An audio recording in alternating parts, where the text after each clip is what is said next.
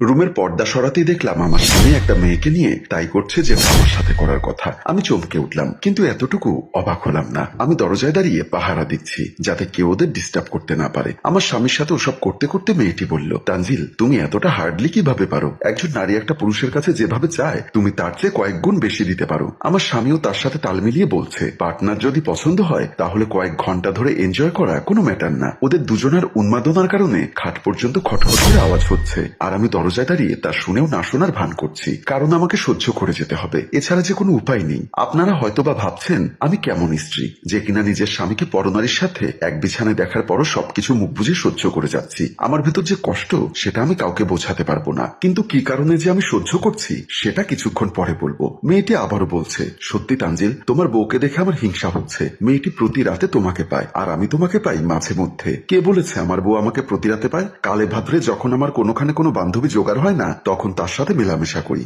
বিয়ে হয়েছে আজ 2 বছর। এ 2 বছরের মধ্যে হাতে গুনে 6 বার 7 বার আমাদের মিলন হয়েছে কিনা সন্দেহ আছে। আমি দরজায় দাঁড়িয়ে মনে মনে ভাবলাম, ভালো করে গুনলে হয়তো বা 6-7 বারও হবে না। শেষ কবে স্বামীর আদর পেয়েছি সেটা আমি নিজেও ভুলে গেছি। থাক সে কথা। আজ এখানে আসার ঘটনাটা যদি আপনাদেরকে বলি তাহলে আপনারা কিছুটা অনুমান করতে পারবেন। আজ ছিল তানজিলের হাই প্রোফাইল বন্ধু বাবুর জন্মদিন। সে জন্মদিন উপলক্ষে বাবু আমাকে এখানে নিয়ে এসেছে। সে অবশ্য আমাকে আনতে চায়নি, কিন্তু বন্ধুদের জোড়াজুড়িতে সে আমাকে নিয়ে ওর বন্ধু বাবুর ড্রয়িং রুমে প্রবেশ করলো। তানজিল আর আমি ওদের ড্রয়িং রুমে এসে দেখলাম শুনশান নীরবতা। তানজিল নিজে নিজে বলল, কি ব্যাপার? বাবু আমাকে ওর বার্থডেতে অ্যাটেন্ড করতে বলে ওদের বাসায় দেখি কেউ নেই। ও নিজে নিজে যখন কথাগুলো বলছিল এমন সময় সেখানে আসলো ফ্রেন্ড বাবু। বাবু এসে মাত্রই বলল, হ্যালো তানজিল, তুই চলে এসেছিস? এসেছি, কিন্তু তুই বলেছিলে আজ তোর বার্থডে। এখানে তো বার্থডের কোনো আলামতি খুঁজে পাচ্ছি না। বার্থডে পার্টি করবো ছাদে, তাই ছাদে সবকিছুর আয়োজন করেছি। আমাদের ফ্রেন্ড সার্কেলের সব ছেলে মেয়ে ছাদে চলে গেছে। তুই আসতে লেট করলি কেন? আর বলিস না, তোদের জোড়াজুড়িতে এই গ্রাম্য পেতনিটাকে সাথে করে আনতে হলো। ওকে এত করে বললাম আমার ফ্রেন্ড সার্কেলের সবাই বার্থডে পার্টিতে থাকবে, একটু মডার্ন ড্রেস পরো, কিন্তু সে কিছুতেই পরবে না। বুঝিস না, রাস্তার ধারে ফোটা ফুল, সে কি কখনো লাক্সারিয়াস গার্ডেনে শোভা পায়? স্বামীর মুখে নিজের এমন অবজ্ঞার কথা শুনলে কোন মেয়ের মাথা ঠিক থাকে? তাই আমি মন খারাপ করে মাথা নিচু করে দাঁড়িয়ে রইলাম। আমি গ্রামের মেয়ে, ভাগ্যক্রমে শহরের মডার্ন ছেলেকে স্বামী হিসাবে পেয়েছি, কিন্তু তাদের সোসাইটিতে নিজেকে অ্যাডজাস্ট করতে পারি না। আমাকে চুপচাপ থাকতে দেখে বাবু ভাই বলল, হ্যালো ভাবি, আমার বন্ধুর কথায় মন খারাপ করবেন না। সত্য কথা বলতে আমাদের ফ্রেন্ড সার্কেলের সবাই মডার্ন, আপনি একটু আনমডার্ন বলে আমার ফ্রেন্ড আপনাকে সব জায়গায় নিয়ে যেতে চায় না। কিন্তু আজ আমার বার্থডে উপলক্ষে ওকে জোর করে বলেছি আপনাকে নিয়ে আসতে। আমি কষ্ট সংবরণ করে বললাম, ওনার কথায় আমি তেমন কিছু মনে করি না, কিন্তু কি করব ভাই, ছোট থেকে গ্রামের পরিবেশে বড় হয়েছি। বিয়ে হয়েছে সবে মাত্র 2 বছর, নিজেকে আপনাদের পরিবেশে মানিয়ে নিতে পারছি না। বাবু ভাই হাসতে হাসতে বলল, চেষ্টা করুন, চেষ্টা করলে পারবেন। তারপর উনি বন্ধুর দিকে তাকিয়ে বলল, চল তানজিল, ছাদে চল, ওখানে সবাই তোদের জন্য ওয়েট করছে। তানজিল বলল, ড্রিঙ্ক পার্টি হবে না? বাবু ভাই এবার হাসতে হাসতে বলল, আমার বার্থডেতে ড্রিঙ্ক পার্টি হবে না সেটা ভাবলি কিভাবে? ছাদে গেলেই দেখতে পারবি কত কিছুর আয়োজন করেছি। তাহলে অদিতি এখানে থাক, আমরা গিয়ে বার্থডে সেলিব্রেশন করি। তানজিলের এমন কথায় বাবু অবাক হয়ে বলল, সে কি করে হয়? আমরা সবাই ছাদে এনজয় করব, আর ভাবি বুঝি এখানে একা বসে থাকবে? তানজিল এবার কিছুটা বিরক্ত হয়ে বলল, আরে বুঝতে পারছিস না কেন? ওখানে আমরা সবাই ড্রিঙ্কস করব, স্মোক করব। এই গন্ধ সে কিছুতে নিতে পারবে না, দেখবি সবার সামনে বমি করবে। তার চেয়ে বরং সে এখানে থাক, আমরা পার্টি সেলিব্রেশন করে নিচে এসে ওর সাথে সবাইকে পরিচয় করিয়ে দিব। আমিও তখন স্বামীর সাথে গলা মিলিয়ে বললাম, হ্যাঁ ভাইয়া, আপনারা যান, আমার সমস্যা হবে না, আমি এখানে ওয়েট করি। তখন নিরুপায় হয়ে বাবু ভাই বলল, ওকে ভাবি, আপনি তাহলে এখানে বসে টিভি দেখুন, আমি ওয়েটারকে দিয়ে আপনার জন্য কিছু ফলমূল এবং বার্থডে কেক পাঠিয়ে দিব। বলে আমাকে রেখে তানজিল এবং বাবু ভাই ছাদের দিকে চলে গেলেন, আর আমি নিচে ওদের জন্য অপেক্ষা করতে লাগলাম। এর কিছুক্ষণ পরে তানজিল উপর থেকে একটা মেয়েকে নিয়ে আমার সামনে দিয়ে রুমে ঢুকেছে, যাকে নিয়ে এখন সে মজা মাস্তি করছে। সত্য কথা বলতে পৃথিবীতে এমন কোনো হীন কাজ নেই যেটা তানজিল আমাকে দেখিয়ে করে না। আমিও শুধুমাত্র স্বামীর সংসারটা টিকিয়ে রাখার জন্য ওর সব অন্যায় কাজ মুখ বুঝে সহ্য করে যাচ্ছি। ভাবছেন কেন? কারণ এই পৃথিবীতে আমার আর কেউ নেই। জন্মের সময় মাকে হারিয়েছিলাম, বাবা আমাকে কোলে পিঠে করে মানুষ করেছেন। আমার বিয়ের 6 মাসের মাথায় বাবা মারা যান। সেদিন হসপিটালে মৃত্যুশয্যায় বাবা আমার হাত ধরে বলেছিল, মা অদিতি, আমি হয়তোবার বেশিক্ষণ বাঁচবো না, তোকে তোর ফুপির হাতে দিয়ে গেলাম। আমি বাবার হাত চেপে ধরে কাঁদতে কাঁদতে বললাম, বাবা তুমি চলে গেলে আমার কি হবে? আমাকে কার কাছে রেখে তুমি চলে যাচ্ছ?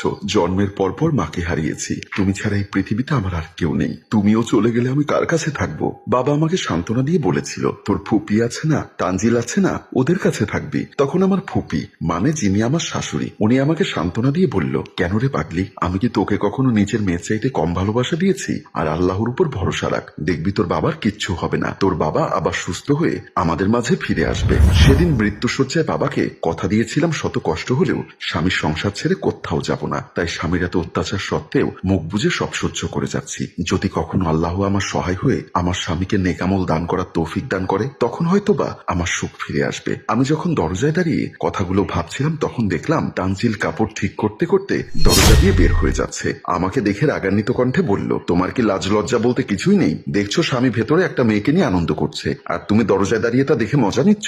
আমি ভয়ে কাপা কাপা গলায় বললাম, আমি দরজায় দাঁড়িয়ে পাহারা দিচ্ছি, আপনারা তো ভেতর থেকে দরজা লক করেননি, যদি হঠাৎ করে কেউ চলে আসে। তখন তানজিল আমাকে ধমক দিয়ে বলল, আরে আমাদের ফ্রেন্ড সার্কেলদের কাছে নাকি মদ এসব কোনো ব্যাপার না। বলেই তানজিল আমার সামনে দিয়ে হেঁটে চলে গেল। একটু পরেই মেয়েটি দরজার সামনে এসে আমাকে দেখে একটা হাসি দিয়ে বলল, ভাবি ঝাক্কাস একটা স্বামী পেয়েছেন, যদি কখনো ওকে ছেড়ে দেন তাহলে দয়া করে আমাকে একটা নক করবেন, আমি ওকে লুফে নিব। বলেই মেয়েটি হাসতে হাসতে আমার সামনে দিয়ে চলে গেল। আর আমি মনে মনে ভাবলাম, এর চেয়েও বড় যদি কোনো ঝড় আসে তবুও আমি তানজিলকে ছেড়ে কোথাও যাব না, প্রয়োজনে সতীনের ঘর করব। পার্টি শেষ করে বাসায় এসে যখন কলিং বেল টিপছিলাম, তখন তানজিলের মাথাটা ছিল আমার কাঁধে। সে এত বেশি ড্রিঙ্কস করেছে যে তার কারণে সে সোজা হয়ে দাঁড়াতে পারছে না। কলিং বেল টিপতেই আমার শাশুড়ি দরজা খুলে দিল। আমি তাকে ধরে রুমের ভেতরে ঢুকতেই আমার শাশুড়ি বলল, ও কি বার্থডে পার্টিতে গেছিল নাকি ড্রিঙ্কস পার্টিতে? আমি কোনো কথা না বলে ওকে সোজা করে দাঁড় করানোর চেষ্টা করলাম। সে বিড়বিড় করে বলছে, অদিতি হুইচ শি? মা। আমার মুখে মা শব্দটা শুনে সে একটু একটু হাসতে হাসতে বলল, মাম্মি তুমি আমাকে চিনতে পারছো না? আই এম তানজিল, তানজিল চৌধুরী, তোমার একমাত্র সন্তান। আমার শাশুড়ির সাথে সাথে ধমক দিয়ে বলল, কোনো অ্যাডিক্টেড আমার ছেলে হতে পারে না। বৌমা তুমি আর কত মুখ বুঝে সহ্য করবে? তোমাকে বারবার বলি তুমি একটু শক্ত হও, ওকে শাসন করো। তানজিল আবারও হাসতে হাসতে বলল, ডমিনেট? আমাকে কেউ ডমিনেট করবে? Wow funny, I am freedom, I lead freedom life. ওর কথা শুনে আমার শাশুড়ি বলল, ছেলেটা উচ্ছিন্নে গেল। বলে উনি চলে গেলেন। আমি ওকে নিয়ে নিজের রুমের দিকে চলে গেলাম। রুমে এসে তানজিলকে খাটের উপর শুয়ে দিলাম। নিজের হাতে ওর পায়ের জুতাগুলো খুলতে লাগলাম। আর মনে মনে ভাবতে লাগলাম, আমার মতো পোড়া কপাল নিয়ে এই পৃথিবীতে হয়তো আর দ্বিতীয় কেউ জন্মগ্রহণ করেনি। না পেলাম মায়ের সুখ, না পাচ্ছি স্বামীর সুখ। যে বাবাকে একমাত্র অবলম্বন করে পৃথিবীতে বেঁচেছিলাম, সেই বাবাও কিছুদিন আগে মারা গেল। ততক্ষণে তানজিল ঘুমিয়ে পড়েছে। আমি তার পায়ের পাশে বসে কান্না করতে লাগলাম আর অতীতের কথাগুলো ভাবতে লাগলাম। আমার কষ্টটা শুরু হয়েছে আমার বাসর রাত থেকেই। বাসর রাতে আমি বুঝতে পেরেছিলাম তানজিল আমাকে পছন্দ করে না, কারণ বাসর ঘরে আমাকে একা ফেলে রেখে তানজিল বালিশ নিয়ে রুম থেকে বের হতেই আমার শাশুড়ির সামনে পড়ল। আমার শাশুড়ি জিজ্ঞাসা করলো, কি ব্যাপার তানজিল, তুই বালিশ নিয়ে কোথায় যাচ্ছিস? অদিতির সাথে এক রুমে স্বামী হিসাবে থাকা আমার পক্ষে সম্ভব না, এটা তুমি আর অদিতি দুজনেই ভালো মতো জানো। শুধুমাত্র নিজের দায়িত্ববোধ থেকে আমি অদিতিকে বিয়ে করে ঘরে তুলেছি, এর থেকে বেশি কিছু ওর জন্য আমি করতে পারবো না। কিন্তু বাবা, তোদের দুজনের তো বিয়ে হয়ে গেছে, এখন এই সম্পর্ককে মেনে নিতে অসুবিধা কোথায়? অসুবিধা আছে মা, তুমি অদিতিকে চেনো না। অদিতি একটা আনস্মার্ট আর ভীতু একটা মেয়ে, সেটা কি তোমার অজানা? ওকে আমি কোনো ইভেন্টে আমার সাথে নিয়ে গেলে ও একটা কথাও ঠিক মতো বলতে পারবে না, সব সময় ভয় আর জড়তায় চুপসিয়ে থাকবে। অদিতির জন্য নিজের বন্ধু বান্ধবের কাছে আমাকে কতটা নিচু হতে হবে সেটা কি তুমি বোঝো? তাহলে তুই ওকে নিজের মতো করে তৈরি করে নিলেই তো পারিস, তোর কথা মতো চলবে সব সময়। আর তাছাড়া ও তোর মামাতো বোন। মা, আমি সবসময় এমন একজনকে জীবনসঙ্গী হিসাবে চেয়েছি যে আমার কাঁধে কাঁধ মিলিয়ে চলবে। আমার কথা মতো উঠবস করা কোনো রোবট আমি চাইনি। তানজিল, তুই ভুলে যাস না, অদিতির বাবার জন্যই আজ আমরা এ পর্যন্ত আসতে পেরেছি। তোর জন্মের 2 বছরের মাথায় তোর বাবা মারা যায়। আমি তখন অকুল সাগরে ভাসছিলাম, কারণ তোর বাবা মৃত্যুর আগে তেমন কোনো সহায় সম্পদ রেখে যেতে পারেননি। সেদিন আমি তোদের পক্ষে সব আত্মীয় স্বজনদের দাঁড়িয়ে দাঁড়িয়ে গেছিলাম। সবাই আমাকে নানা অজুহাতে তাড়িয়ে দিয়েছে। কেউ সাহায্য করা থাক দূরের কথা, একটু আশ্রয় দিতে রাজি হয়নি। তোকে নিয়ে আমি যখন অকুল সাগরে ভাসছিলাম, তখনই একদিন আমার খবর নিতে গ্রাম থেকে আসে অদিতির বাবা, মানে আমার চাচাতো ভাই মমিন মিয়া। উনি আমাদের বাসায় এসে আমার দুরবস্থা দেখে বললেন আমি কি সিদ্ধান্ত নিয়েছি। তখন আমি ওনাকে বলেছিলাম, কি আর করব, কিছু করতে না পারলে গার্মেন্টসে চাকরি করব। উনি তখন আমার সব অবস্থা দেখে বললেন ওনার নিজের কিছু জায়গা জমি আছে, উনি ওগুলো বিক্রি করে টাকা এনে আমাকে দিবে। আমি যেন তোর বাবার রেখে যাওয়া ব্যবসার হাল ধরি। যেমন কথা তেমন কাজ। একদিন সন্ধ্যার সময় আমি ড্রয়িং রুমে বসে কিভাবে কি করব সে বিষয় নিয়ে টেনশন করছিলাম। এমন সময় কলিং বেলের শব্দ শুনে আমি দরজা খুলে দিতেই দেখি অদিতির বাবা পলিথিনে করে অনেকগুলো টাকা নিয়ে বাসায় ঢুকলেন। আমি ওনাকে ড্রয়িং রুমে এনে বসালাম। উনি ড্রয়িং রুমে বসতে বসতে বললেন, ধর রাজিয়া, এখানে 5 লক্ষ টাকা আছে, এই টাকাগুলো নিয়ে তুই আবার নতুন করে তোর স্বামীর ব্যবসা শুরু কর। আমি তখন টাকাগুলো হাতে নিয়ে নেড়ে চেড়ে দেখে বললাম, ভাইজান, তুমি আমার মায়ের পেটের ভাই না হয়েও নিজের জায়গা জমি বিক্রি করে আমাকে টাকা দিচ্ছ, অথচ আমার আপন ভাই মঞ্জুর মোর্শেদ সে আমাকে একটি বারের জন্য দেখতে আসলো না। ওর কথা আর বলিস না, তোর ভাই মোর্শেদ বিয়ে 4টা করেছে, ওই 4 বউ পালতে ওর কষ্ট হয়ে যাচ্ছে, তোকে কি সে সাহায্য করবে? করবে। তুই আমার চাচাতো বোন হলেও তোকে আমি কখনো চাচাতো বোন ভাবিনি। যেহেতু আমার পৃথিবীতে আমার আপন ভাই বোন নেই, তাই আমি তোকে আর মোর্শেদকে নিজের আপন ভাই বোন মনে করি। তোর বিপদে আমি না আসলে কে আসবে বল? কিন্তু তুমি নিঃস্বার্থভাবে এতগুলো টাকা আমাকে দিচ্ছ কেন? বোন, তুই তো জানিস আমার ছোট্ট একটা মেয়ে আছে অদিতি। তোর ভাবি মারা যাওয়ার পর আমি আর বিয়ে শাদী করিনি, মেয়েকে নিয়ে গ্রামে থাকি। আমি চাই অদিতি বড় হলে তোর ছেলে তানজিলের সাথে ওর বিয়ে দিতে। এতে কি তোর কোনো আপত্তি আছে? সাথে সাথে আমি বললাম, আমার আপত্তি থাকবে কেন? তোমার মেয়ে তো আমার নিজের মেয়ের মতোই। আর তোমার মেয়েকে যদি আমার ছেলের বউ করে আনতে পারি তাহলে তো আমার আর কোনো টেনশনই থাকবে না। সেদিন আমি আমার ভাইকে কথা দিয়েছিলাম বলেই পরিপূর্ণ বয়সে তোর সাথে অদিতির বিয়ে দেই। তুমি তোমার কথা রক্ষা করতে গিয়ে আমার জীবনটা শেষ করে দিলে। অদিতি কোন অ্যাঙ্গেলে তোর অযোগ্য? সে লেখাপড়া জানে, শিক্ষিত একটা মেয়ে, নম্র ও ভদ্র সব গুণই তার আছে। তার বড় অযোগ্যতা হচ্ছে সে গ্রামের মেয়ে, আনকালচার গেও পেতনি। আমি ওকে তালাক দিয়ে আর একটা বিয়ে করব।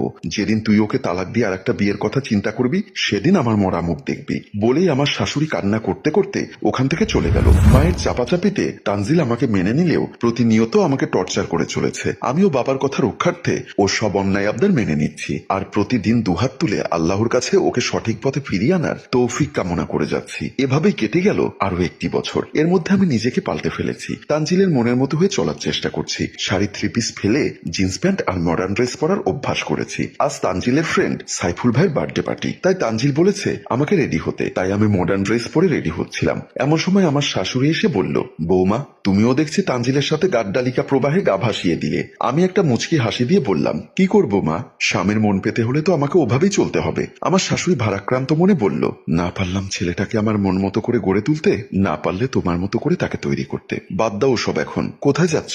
আপনার ছেলে বলেছে আজ ওর ফ্রেন্ড সাইফুলের বার্থডে পার্টি, ওখানে নাকি আমাদের অ্যাটেন্ড করতে হবে, তাই তৈরি হচ্ছে। এমন সময় তানজিল এসে বলল, অদিতি তুমি কি রেডি?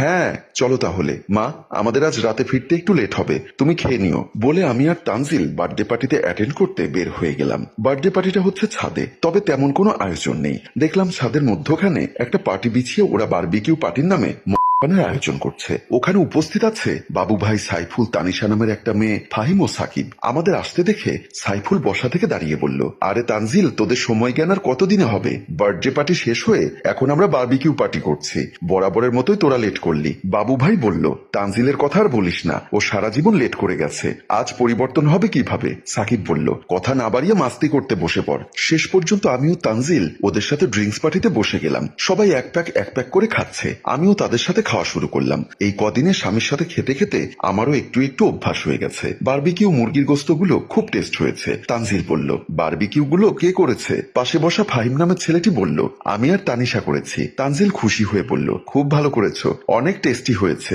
তারপর আমরা প্যাকের পর প্যাক ঘোরাতে লাগলাম। এক পর্যায়ে গিয়ে তানজিল অতিরিক্ত খাবার ফলে পার্টিতেই লুটিয়ে পড়ল। বাবু আমার হাত ধরে বলল, ভাবি তোমার কি তোমার স্বামীর মতো অবস্থা হয়েছে? আমি মাথায় হাত দিয়ে ঝিমোতে ঝিমোতে বললাম, একটু মাথা ধরেছে। বাবু ভাই তখন বলল, চলুন আপনাকে রুমে রেখে আসি। বলেই উনি আমাকে নিয়ে ছাদের একপাশে চলে গেল। আমার সেন্স ঠিক মতো কাজ করছিল না, তবে একটু একটু ফিল করতে পারছিলাম। বাবু ভাই আমার খোলার চেষ্টা করছিল। হঠাৎ কোথা থেকে তানজিল এসে বাবুকে লাথি মেরে ফেলে দিল। বাবু ভাই উত্তেজিত হয়ে বলল, তানজিল তুই আমার গায়ে হাত তুললি? তুই আমার ইজ্জত নিয়ে টানাটানি করবি আর আমি কি তোকে চুমা দিব? কাজটা তুই ভালো করলি না। বলেই বাবু ভাই ওখান থেকে চলে গেল। আর তানজিল আমার কাছে এসে আমাকে ফ্লোর থেকে তুলতে তুলতে বলল, সত্যি অদিতি আমি এতদিন অমানুষ ছিলাম। এতদিন আমি মনে করতাম লাইফ মানে এনজয়, কিন্তু আজ বুঝতে পারলাম এটা সত্যিকারের জীবন নয়। অদিতি তোমার কাছে আমি ক্ষমা চেয়ে নিচ্ছি, তুমি আমাকে তোমার মতো করে গড়ে তোলো। হ্যালো ভিউয়ার্স, আমাদের গল্পটি সম্পর্কে আপনাদের মূল্যবান মতামত কমেন্ট বক্সে লিখে জানান। আর গল্পটি ভালো লাগলে এক্ষুনি শেয়ার করে দেওয়ার অনুরোধ রইল। ধন্যবাদ।